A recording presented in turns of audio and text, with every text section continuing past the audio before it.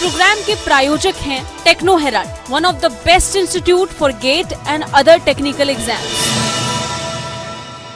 खास मुलाकात में आज हमारे साथ राज्यसभा सांसद प्रदीप टम्टा जी हैं। आइए मिलते हैं प्रदीप टम्टा जी से। प्रदीप टम्टा जी, आपका हमारे खास मुलाकात में बहुत बहुत स्वागत है। धन्यवाद। मेरा भी सारे दर्शकों को प्रणाम। उत्तराखंड से आप भारी मतों से जीतने वाले थे, बहुत छोटे से फासले पे आपको हार का मुंह देखना पड़ा। इसमें क्या मानते हैं कि आप काम करने में कमी रह गई या बीजेपी सरकार आपको पर हावी थी? नहीं, ऐसा कुछ नहीं था।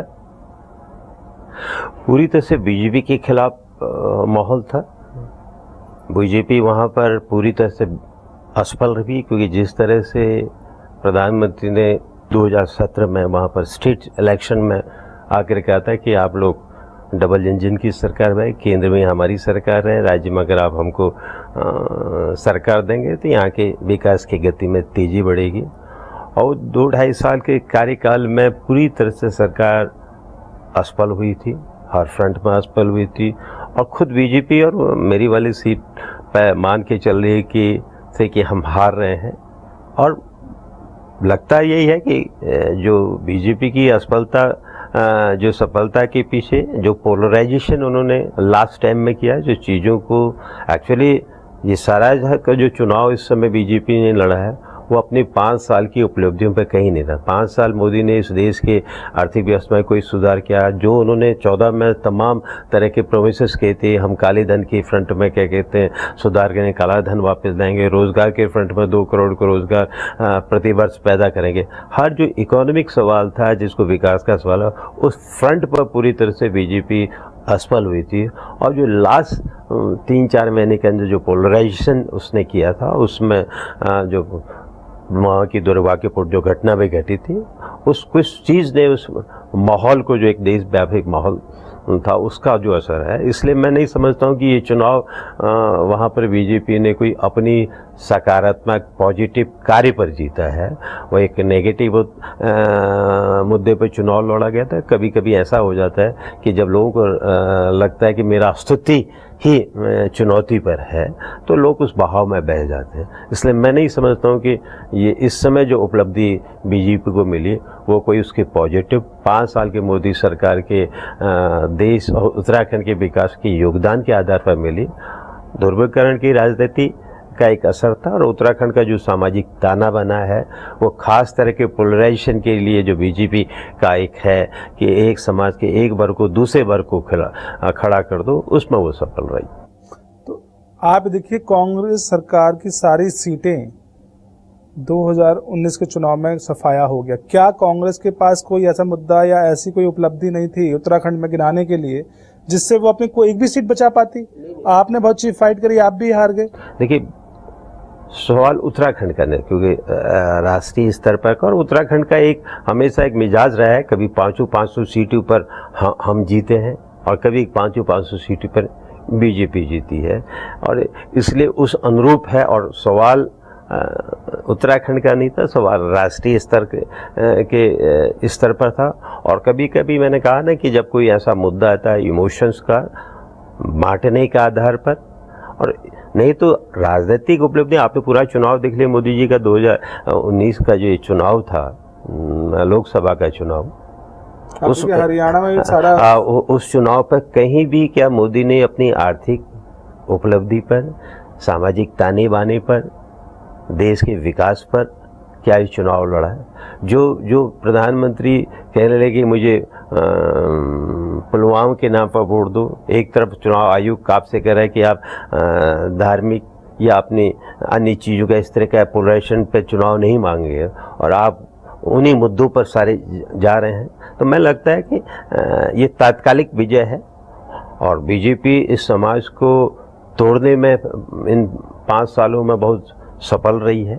तो ये तात्कालिक है। लेकिन आज देखिए, जो अपोजिशन, जो राहुल गांधी जी कह रहे थे, प्रतिपक्ष कह रहे थे कि इकोनॉमी बुरी तरह से चरमरा गई, 45 साल की इतिहास उसमें सबसे ज़्यादा बेरोजगारी 6 पॉइंट्स ऊपर से बढ़ गई है। उस समय मोदी सरकार ने, उनके वित्त मंत्री ने पूरी तरह से नकारा है। मीडिया ने रिपोर्ट दी, सरकारी रिपोर्ट को उसको आउट होने से रोका गया। रिपोर्टें आई, लीक आई, सरकार ने कहा नहीं ये बिल्कुल झूठे आंकड़े हैं। सरकार बनने के बाद आज सरकार खुद कह रही है कि हाँ हम सबसे ज़्यादा बेरोजगारी के स्तर पर हैं। सरकार के नीति आयोग को वाइस चेयरमैन कह रहे हैं कि अर्थव्यवस्था बहुत संकट के दौर में है। ये जो हम नहीं कर रहे हैं, अब तो सरकार खुद मान रही है। पूरा मैन्युफैक्चरिंग सेक्टर, ऑटोमोबाइल इंडस्ट्री, आप देखिए 2 दिन के लिए तो मारुति उद्योग ने अपना काम बंद कर दिया। कोई भी देश की जो बड़े बड़े राहुल बजाज जी का स्टेटमेंट देखिए, उद्योगपति भी कह रहे हैं कि सरकार को इस आर्थिक मंदी को स्वीकार करना चाहिए। देश के उद्योगपतियों से, देश के अन्य राजनेताओं से, फाइनेंशियल एक्सपर्ट्स से बातचीत करके किस तरह से हमारी इकोनॉमी नए सिरे से अपने पांव में खड़ा हुए, इस पर विचार करना चाहिए। लेकिन सरकार इस संकट को मानने को तैयार नहीं है। पहली बार रिजर्व बैंक से आपने इतना बड़ा पैसा लिया है। पहले विमुद्रीकरण, डिमोनेटाइजेशन का पुराने गवर्नर ने विरोध किया था, रघुराज जी, आपने कहा ये कांग्रेस के द्वारा नॉमिनेटेड थे। आप फिर उर्जित पटेल को लाए, वो आपके नॉमिनेटेड थे।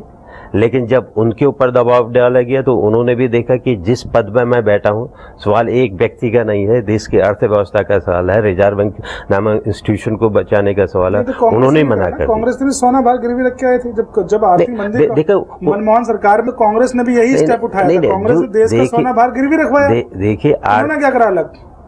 चंद्रशेखर जब प्रधानमंत्री थे उस समय गिरवी में ही रखा। देखिए उस चीज को, उसके बाद जब मनमोहन सिंह सरकार आई है, उस भयानक अर्थव्यवस्था से हम छट करके आज पूरे देश और दुनिया में हम कह रहे हैं कि हम बढ़ती हुई तीसरी और चौथी अर्थव्यवस्था है, वो मनमोहन सिंह और कांग्रेस के जमाने के दे रहे हैं। नए जो आर्थिक सुधारों का क्रम वहां पर चला, तो हम तो इकोनॉमी को एक ऐसी जगह के खड़ा करके लाए थे जहां हम दुनिया के तीसरे चौथे अर्थव्यवस्था के दौर में खड़े होने की उम्मीद में थे।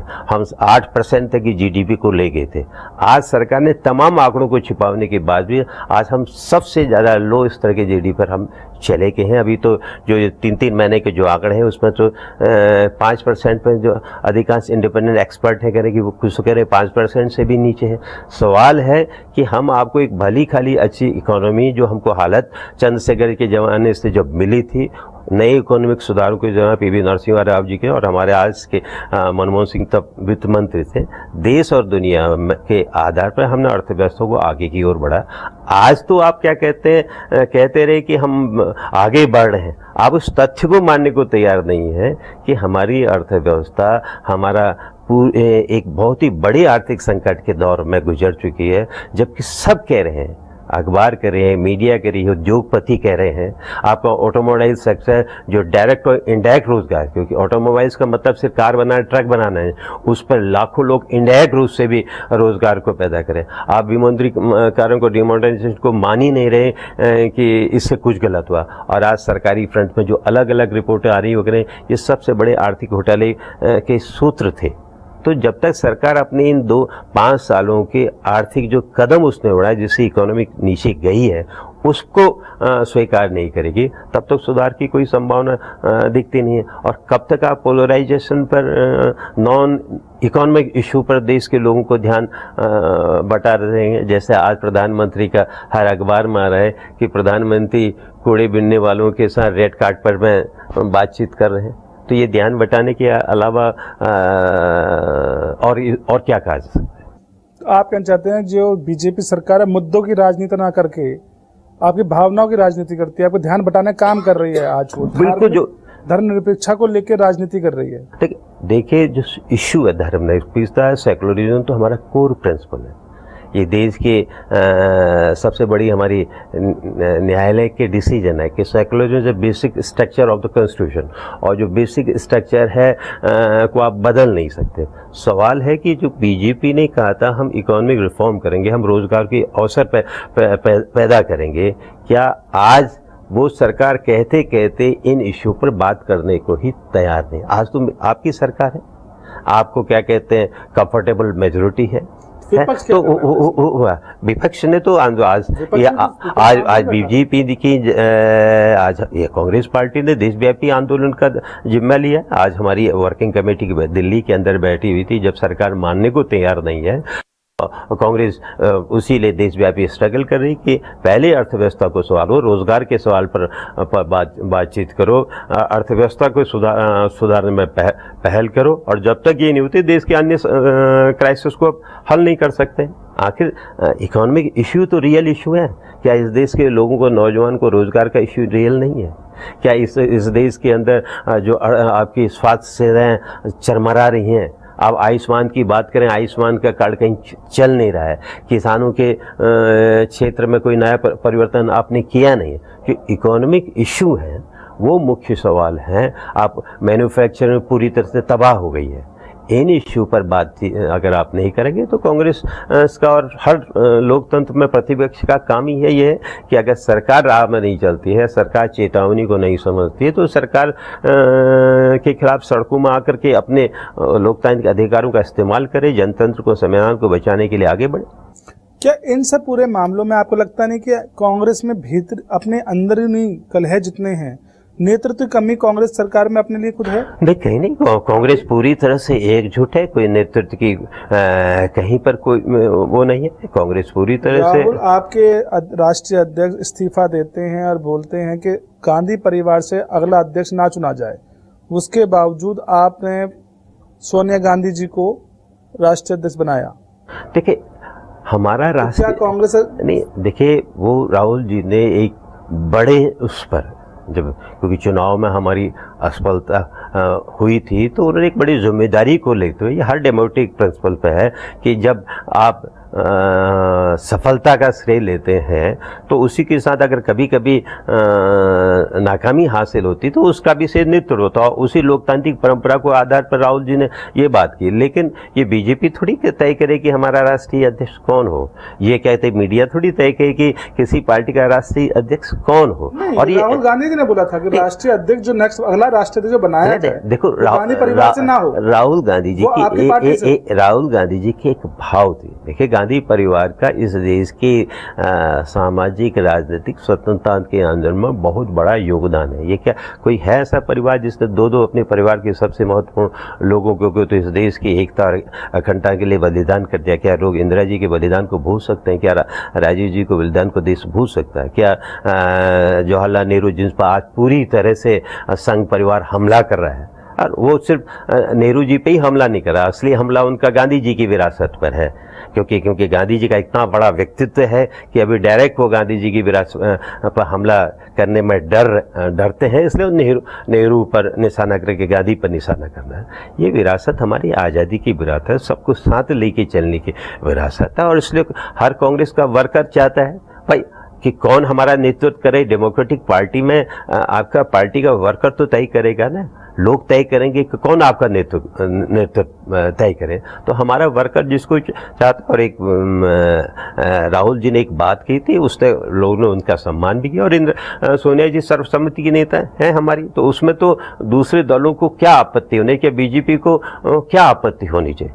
आपत्ति कुछ नहीं होनी चाहिए। जो अपोजिशन का एक दमदार रोल जो अपोजिशन पार्टी को निभाना चाहिए, वो आपके नेतृत्व कमी के कारण आप वो क्या लगता नहीं कि आप उस अपोजिशन के दमदार रोल को कहीं नहीं निभा पा रहे? नहीं, पूरी सरकार को कहीं नहीं खोल पा रहे हैं। देखिए, पिछले 2-3 वर्ष पहले तक कोई नहीं सोचता था कि मोदी के खिलाफ कोई लड़ाई भी हो सकती है। ये कांग्रेस पार्टी थी, कांग्रेस पार्टी राहुल गांधी के नेतृत्व में मोदी पर निशाना बनाया गया, और आज पूरे देश के अंदर जो मोदी के खिलाफ अगर कोई भी संघर्ष है, उस संघर्ष का श्रेय कांग्रेस पार्टी को, उस संघर्ष का नेतृत्व राहुल गांधी जी ने दिया गया था। और यही कारण है कि आज पूरा देश एक मत से मानता है कि राहुल गांधी प्रतिपक्ष के सर्वे बड़े लीडर हैं। तो कांग्रेस ने तो अपना काम पहले भी किया, अभी भी कर रही है, और आने वाले समय में अर्थव्यवस्था जो चारों ओर से तबाह हो रही है, उसके खिलाफ कांग्रेस ने देशव्यापी का संघर्ष का ऐलान भी किया। 12-15 के बाद हम इसी फ्रंट में 2 फ्रंट में हम लोग संघर्ष कर रहे हैं। एक तो अर्थव्यवस्था के सवाल पर हम जनता के बीच में ले जाएंगे, और दूसरी जो सबसे बड़ी सी है कि इस 20वीं सदी की जो सबसे बड़ा महान मानव था गांधी जी की 150वीं जयंती भी है, और गांधी जी की विरासत थी ऐसी विरासत, ये देश सबका है। ये देश किसी एक खास धर्म का नहीं है, खास लोगों का नहीं, खास जाति का नहीं है। ये देश सबकी विरासत का देश है। हाँ का बगीचे का माली वही अच्छा है जिसमें हर तरह के रंगों को, हर तरह के फूलों को खिलने का मौका मिला। तो गांधी जी की विरासत के सवाल को भी हम एक बड़े आंदोलन का विषय बनाने जा रहे हैं, क्योंकि उस सवाल पर भारतीय जनता पार्टी पूरा नकारना चाहती है हमारे संविधान की उन परंपराओं को, चाहे सेकुलरिज्म का मुद्दा हो, सोशल जस्टिस का मुद्दा हो। नहीं तो क्या कारण है भागवत आरएसएस अलग अलग भाषाओं में बात करती है। पहले खुद कर देती है जब प्रथम रूप से आया था कि भाई आरक्षण पर बहस होनी चाहिए, क्यों ना आर्थिक आधार पर हो। जब बिहार में चोट खाई तो भागवत ने अपना स्टेटमेंट वापस ले रहा। फिर अभी एक महीने पहले भागवत ने कह दिया कि नहीं आरक्षण के साल पर बहस होनी चाहिए, जो समर्थक हैं वो अपनी बात करें, विरोधी भी है। अरे साहब बहस तो इसमें होनी चाहिए ना कि जो ये समाज जातियों में बटा है, इसने यहाँ के लोकतंत्र की जड़ों को मजबूत होने से रोका है। ये जातियाँ किस तरह से हमारी समाज की प्रगतियों को रोकने में सफल रही हैं। तो जाति नामक संस्था के खिलाफ जब तक जाति है तब तक जातिवाद है, जब तक जातिवाद है तब तक आरक्षण है। तो इस पर बहस न करके आप जो इश्यू नहीं है उस पर बहस करके फिर जनता का ध्यान डाइवर्ट करना चाहते हैं। तो आप यहाँ चाहते जातिवाद पर आरक्षण ना होके आर्थिक नीति पर आरक्षण होना चाहिए? नहीं, हम तो ये कह रहे हैं कि संविधान का जो मुल्क है सामाजिक आधार पर होना चाहिए। जब तक जाति है, हमारी मूल संविधान में यही तो है कि जो कमजोर जातियां हैं जिनका प्रतिनिधित्व नहीं हुआ था, उनको, उन वंचित जातियों को समाज में प्रतिनिधित्व मिलना चाहिए, क्योंकि उनका प्रतिनिधित्व सरकारी संस्थाओं में नहीं था। इस बुनियाद को ही तो बीजेपी हमला कर रही है। पहले आर्थिक आधार पर बात किसने की? भागवत ने तो की कि समीक्षा होनी चाहिए। जब जनता ने उनके नकार दिया, बिहार में नकार दिया है, तो कुछ देर के लिए फिर खामोश हो गए, लेकिन परसों फिर एक स्टेटमेंट दे दिया कि फिर इसमें बहस होनी चाहिए। बहस तो ये होनी चाहिए थी ना कि जो कमजोर जातियां हैं, जो वंचित जातियां हैं, जिनको जातीय आधार पर जिनका उत्पीड़न हुआ है, वो 70 साल में आगे भी बढ़ी है, लेकिन और वो पूरा स्थान देश में नहीं पाए। कैसे हम उसको पूरा किया? जब 5 सालों में अगर आप भारतीय जनता पार्टी के शासन में कहेंगे कि SC, ST, OBC के आरक्षण में कमी आई है, स्कॉलरशिप पिछले 5 सालों में जो सेंट्रल स्कॉलरशिप उसमें कमी आई है। पिछले 5 सालों में जो स्पेशल कंपोनेंट का प्लान का पैसा होता है SC और ST का, उसको कमी आई, उस पर बहस होनी चाहिए थी। आप जो उनके समर्थन के लिए कांग्रेस ऐसे मुद्दे क्यों नहीं उठाती? कांग्रेस उठाई। अगर आप कांग्रेस ने इसको संसद में भी उठाया है, तभी को जाकर तो SC, ST जो एक्ट में इन्होंने डाइल्यूट कर दिया, उसको कांग्रेस सरकार को फिर नई सिरे से सोचना पड़ा। तभी जाकर के जो कांग्रेस मोदी सरकार ने कहा हम आरक्षण में किसी तरह का संशोधन नहीं करेंगे। कांग्रेस ने अपने मैनिफेस्टो में कहा कि जब चुनाव में आया इस 17वीं लोकसभा के चुनाव में, हम जहाँ जहाँ बैकलॉग है उसको पूरा करेंगे। कांग्रेस देखिए, कांग्रेस समाज के सभी वर्गों, चाहे महिलाओं का सवाल हो, ये कांग्रेस थी। आज क्यों नहीं बेटी बचाओ बेटी पढ़ाओ का नारा देने वाली सरकार ने पिछले 5 सालों में ये कांग्रेस ही तो जिसने, राजीव गांधी थे जिन्होंने पंचायतों में आरक्षण दिया था। ये कांग्रेस पार्टी थी जो पिछली लोकसभा 15वीं लोकसभा जब मैं वहाँ सदस्य, राज्यसभा में महिलाओं के लिए पंचायत के साथ साथ अब विधानसभाओं में भी और संसद में भी उनका उचित स्थान देना चाहिए। हमने मांग की भाई जब बिल पास हो चुका है राज्यसभा लोकसभा में लाइए। आपके पास तब भी बहुमत था, आज भी बहुमत है। कांग्रेस कह रही है कि महिलाओं को उनका उचित सम्मान दीजिए, इस पर बीजेपी खामोश है। आज तक कांग्रेस ने राज किया जब महिलाओं सम्मान के मुद्दा कहाँ गया था? जब आपने सम्मान किया, आपकी सरकार में क्यों नहीं ये बिल पास किए गए? हमारी सरकार में तो मैं तो ये कहूँ कि ये राजीव गांधी तो थे जिनके जमाने में पंचायत और चाहे लोकल बॉडीज हो या पंचायतों में महिलाओं को आरक्षण दिया गया, महिलाओं के को मजबूती दी गई, हर फ्रंट में आगे मगे। उसी आधार पर कांग्रेस ने इस सवाल को आगे बढ़ाया। जब कांग्रेस की सरकार थी 15वीं लोकसभा में हम बिल लाए थे कि उनको विधानसभा में और पार्लियामेंट में भी चुनाव उनका स्थान होने, आरक्षण मिलना चाहिए। प्रतिपक्ष उसमें बीजेपी थी, वो तैयार भी हो गई थी। राज्यसभा में उसने हम बिल का समर्थन भी किया, क्योंकि ये बिल संवैधानिक संशोधन बिल था। राज्यसभा में पास भी हुआ।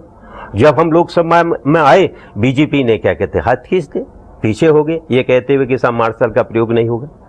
तो सवाल है कि कांग्रेस तो लाई थी इधर, लेकिन संवैधानिक आधार पर जब आपने एक सदन में सपोर्ट किया तो आपने दूसरे सदन में पीछे क्यों हट गए? जब आपकी सरकार है, आप लोकसभा में पूर्ण बहुमत में थे, आप कांग्रेस कह रही थी कि आपके पास बहुमत है, हम आपके साथ खड़े हैं, तो आसानी से बिल पास हो सकता है, तब भी हो सकता है, आज भी पास हो सकता है। आपके पास फुल बैक, कांग्रेस बैक करने को तैयार है, संवैधानिक सुनते पास हो जाएगा। आप क्यों नहीं इन महिलाओं को उनका उचित स्थान, जब वो पंचायतों का नेतृत्व कर सकती हैं तो विधानसभा और संसद का नेतृत्व क्यों नहीं कर सकती? ये चीज 3 तलाक में क्यों नहीं अप्लाई करी गई? 3 तलाक में कांग्रेस बैकफुट पे नहीं कहा, 3 तलाक का हमने कहा आप उसके फेवर में नहीं रहे। नहीं, हम तो फेवर में, महिला सशक्तिकरण की बात कर रहे हैं, क्या 3 तलाक में महिला सशक्तिकरण नहीं था?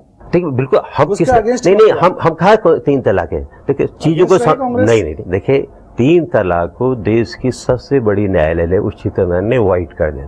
तो 3 तलाक तो अपने आप में अब गैर कानूनी हो चुका, उसकी कोई कानूनी मान्यता नहीं थी। सवाल था कांग्रेस ने जिस बात को अपना विरोध दर्ज किया है कि आप विवाह एक संबंध सिविल कॉन्ट्रैक्ट है, ये विवाह है, ये सिविल कॉन्ट्रैक्ट है, आप इसको क्रिमिनल कॉन्ट्रैक्ट मत बनाइए। हमारा विरोध कोई 3 तलाक के, क्योंकि 3 तलाक का तो अब बिल ही नहीं रहे। 3 तलाक तो ऑलरेडी देश के सबसे बड़े न्यायालय ने उसको गैर कानूनी कर दिया। कांग्रेस सपोर्ट क्यों नहीं किया राज्यसभा में? जब बिल आया तो कांग्रेस सपोर्ट क्यों नहीं किया? हमने उसको कहा, हमने अपने संशोधन दिए, भाई जो इसमें आप इसको इस सिविल ऑफेंस को क्रिमिनल ऑफेंस बनाने जा रहे हो। आप मुस्लिम परिवार में पति और पत्नी के बीच में जो एक सिविल समझौता है उसको एक क्रिमिनल समझौता एक्ट में बदल दिया। हमने उसका विरोध किया है।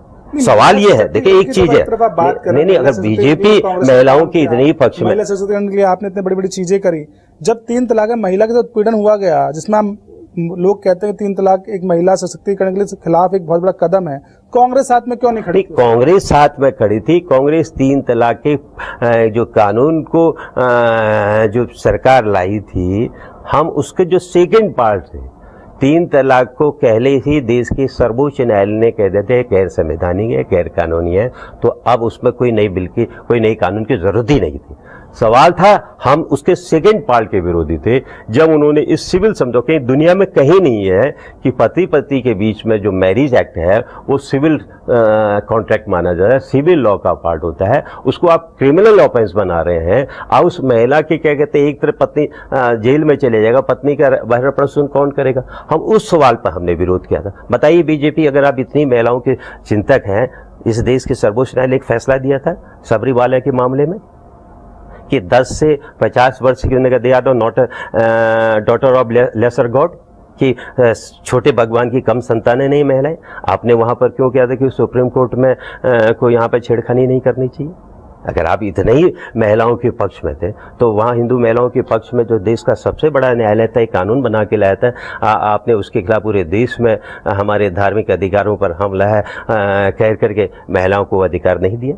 तो सवाल यह है, इसलिए हम महिला सशक्तिकरण के पक्ष में पहले भी रहे। हमने पंचायत में महिलाओं को स्थान दिया, हमने समाज के हर कोने में महिलाओं के लिए आगे बढ़ने का फैसला किया।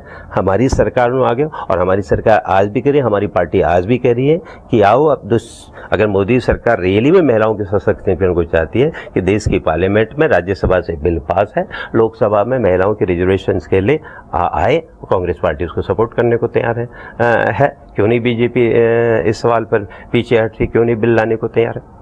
एक बड़ा सवाल, अभी हाल ही के दिनों में हरियाणा, महाराष्ट्र में चुनाव है।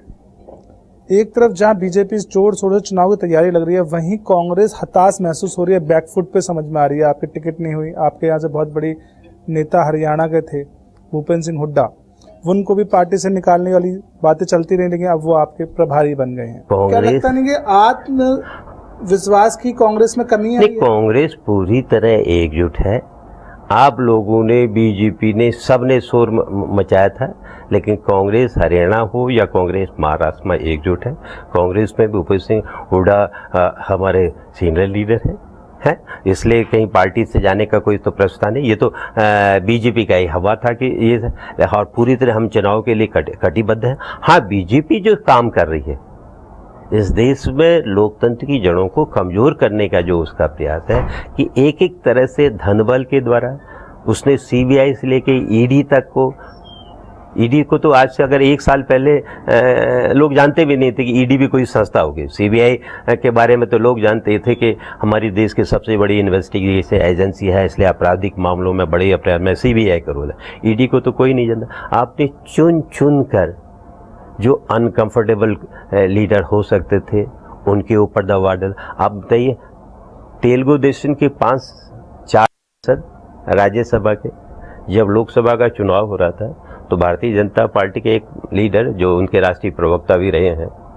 अभी भी शायद हैं, अभी वर्तमान उधर राज्यसभा में भी साथ, उन्होंने खुद भारत सरकार को लिखा, सीबीआई को लिखा, ईडी को, फाइनेंस मिनिस्टर को, इन्होंने हजारों करोड़ रुपए का पब्लिक का पैसे का गबन किया है, फ्रॉड किया है। सीडी और ईडी ने उन चारों सांसदों के वहाँ रेड भी किए, 2 के वहाँ रेड भी किए, और जैसे ही लोकसभा के चुनाव हुए चारों के चारों लोग बीजेपी में हो गए, गंगा से भी ज्यादा पवित्र हो गए। प्रीति जिंटा जी, आप हमारे खास मुलाकात में आपने बेधड़क सारे सवालों का जवाब भी दिया और खुल के आपने विचार रखे, इसके लिए आपको बहुत बहुत धन्यवाद। मैं भी आपको और आपके दर्शकों को बहुत बहुत धन्यवाद देता हूँ। इस प्रोग्राम के प्रायोजक थे Techno Herald, one of the best institute for GATE and other technical exams.